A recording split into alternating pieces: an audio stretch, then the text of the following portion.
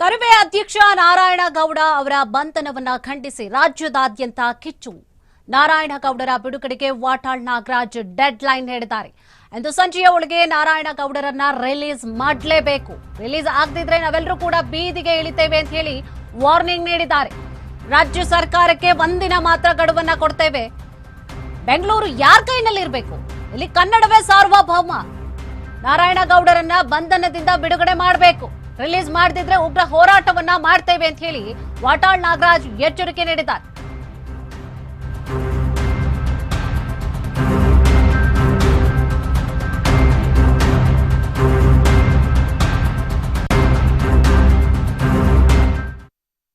ಕನ್ನಡಿಗರು ಯಾವುದೇ ಪಾರ್ಟಿ ಇರಲಿ, ಯಾವ ಕಡೆ ಇರಲಿ, ಕನ್ನಡ ಹೋರಾಟಗಾರರು ಬಂಧನ ಆಗಿದ್ದಾರೆ, ಎಲ್ಲ ಕಡೆ ಆಗಿದ್ದಾರೆ.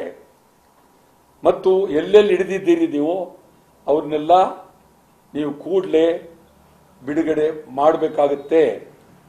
ನಿಮಗೆ ನಾಳೆ ಒಂದು ದಿನ ಗಡುವು ಕೊಡ್ತೀವಿ, 24 ಗಂಟೆ ಒಳಗೆ ಗಡುವು ಕೊಡ್ತೀವಿ. ಅಷ್ಟರೊಳಗೆ ನೀವು ಬಿಡಲಿಲ್ಲ ಅಂದರೆ ನಾವೆಲ್ಲರೂ ಬೀದಿಗಿಳಿತೀವಿ. ಬೇರೆ ಮಾತಿಲ್ವೇ ಇಲ್ಲ. 24 ಗಂಟೆ ಕೊಡ್ತಾ ಇರ್ತ ತಮಗೆ. ಇದರಲ್ಲಿ ನಾವು ನಿಮ್ಮ ಬಗ್ಗೆ ನನಗೆ ವಿರೋಧ ಏನಿಲ್ಲ. ನಾನು ಆಗಲೇ ಹೇಳಿದೆ, ಸಿದ್ದರಾಮಯ್ಯ ಬಗ್ಗೆ ಬಹಳ ಗೌರವ. ಅವರು ಯಾಕೋ ದಾರಿ ತಪ್ಪಿದ್ರು ಅಂತ ಕಾಣುತ್ತೆ. ಬಹಳ ಗೌರವ ಎಂದು ಈ ಮಟ್ಟಕ್ಕೆ ಅವ್ರು ಯಾವತ್ತೂ ಇಳಿದಿರಲಿಲ್ಲ. ಈ ಥರ ಈ ಮಟ್ಟಕ್ಕೆ ಪೊಲೀಸ್ ಗಿಲ್ಸ್ ಹಾಕಿ ಯಾರು ಇಳಿದಿರಲಿಲ್ಲ.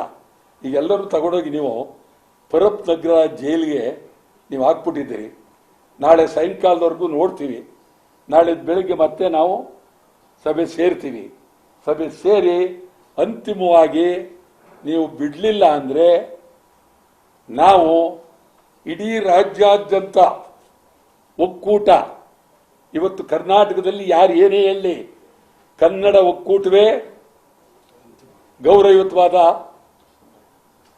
ಇದು.